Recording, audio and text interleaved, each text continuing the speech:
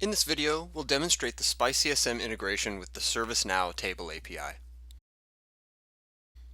To activate the ServiceNow node library, you first need to set up the platform connector in the System Administration module.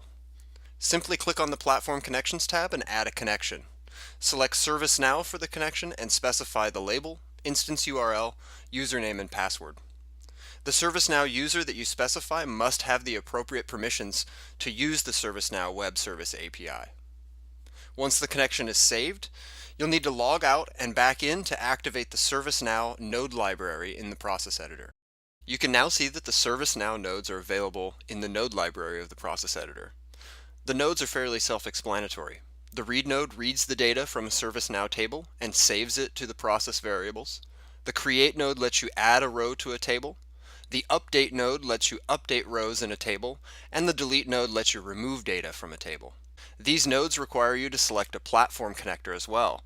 This allows for data from multiple ServiceNow instances to be imported into the same process. Once the platform connector is selected, the tables will load. The developer instance of ServiceNow comes with over 3,000 tables, which will cause a slight delay in the load time here. Once a table is selected, the column data is loaded and the fields labeled columns are populated with data for that table. Next, we'll take a look at a simple process that utilizes all of these nodes. Here's our ServiceNow instance where we've created a custom table named Integration Test, which currently is an empty table with columns name and integration ID. This is a simple process that lets you add, update, or delete a row from that table in real time. The read node is the root of the process, so the first thing we need to do is load the table integration test. But we don't want all the columns, just integration ID and name. The next node is a data collection node, where we're using a grid to display the data from ServiceNow. Once the data is displayed, then we'll have the option to add, delete, or update a row. And first we'll look at adding a row. This data collection node has two text fields where we'll input the name and ID. The data entered into the fields will be saved as mod_ID and mod_name. The create node is set up to use those process variables for the newly created row in the integration test table. Next, we'll preview the process. The grid doesn't have any data in it because the table is empty, so we'll add a row to the table.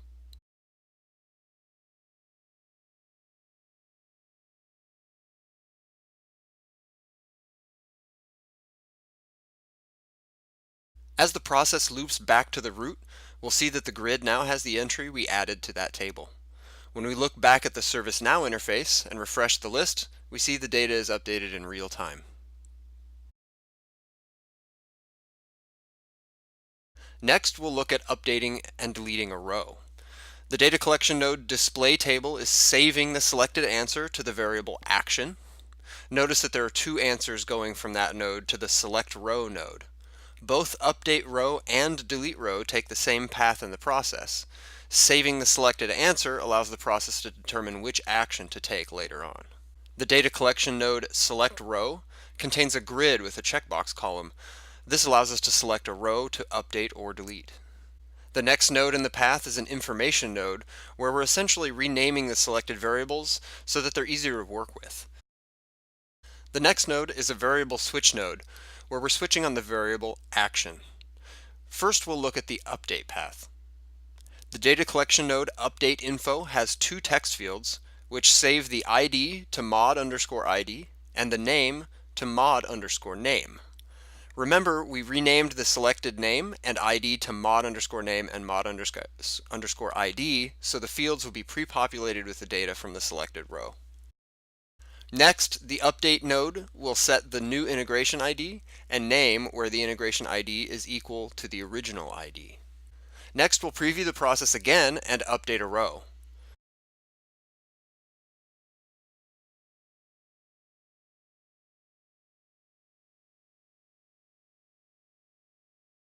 We'll select the row to update, specify the new information, and update the ServiceNow table. The process again loops back to the root where the new information is loaded and displayed in the grid.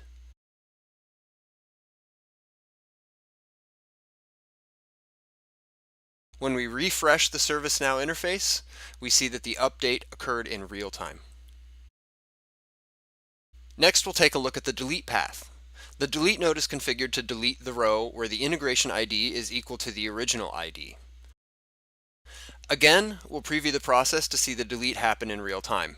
We select the row to delete, the delete occurs, and we loop back to the root and see that the new data loaded into the grid does not have the row we deleted. A refresh of the ServiceNow interface shows that the data is actually deleted. This process demonstrates how easy it is to read, create, update, and delete information in the ServiceNow database using SpiceCSM. Once the data is imported into the process with the read node, it can then be modified with the JavaScript node, sent to an external script with the API call node, saved to the Spice database with the Spice database node. Emails can be sent to imported users with the generate email node. Modified data can be written back to ServiceNow with the add, update, and delete nodes, or the data can simply be displayed to the end user. With the low-code nature of SpiceCSM processes, ServiceNow integrations will take a fraction of the time. Thanks for watching.